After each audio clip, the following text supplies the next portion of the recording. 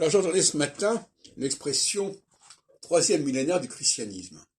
Et il faut reconnaître qu'effectivement, notre façon de compter le temps est marquée par le christianisme.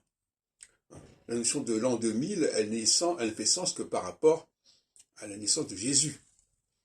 Et donc, si on n'est pas obligé de s'appuyer là-dessus, on n'est pas obligé de considérer que l'an 2000 et le troisième millénaire font sens sur le plan chronologique, sur le plan historique. Même si ça peut avoir eu des incidences dans les esprits. Mais il faut quand même se méfier de ce genre de références apparemment objectives qui, en réalité, correspond à un schéma arbitraire qui est celui de la naissance de tel et tel personnage.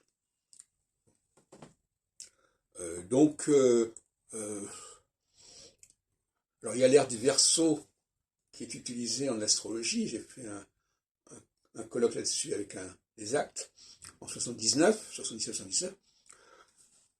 Effectivement, est-ce que la théorie des ères précessionnelles est plus valable que celle du troisième millénaire de Jésus? Souvent, d'ailleurs, elle a été amalgamée, puisque souvent les gens ont vu dans l'an 2000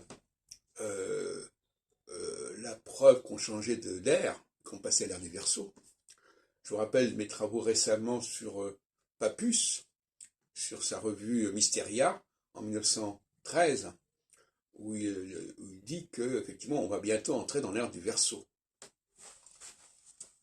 Je dis ça parce que c'est un point qui a été négligé par les chercheurs. Même un Robert Amadou, par exemple, n'a pas fait attention à cette question, cette mention chez Papus de l'ère du Verseau.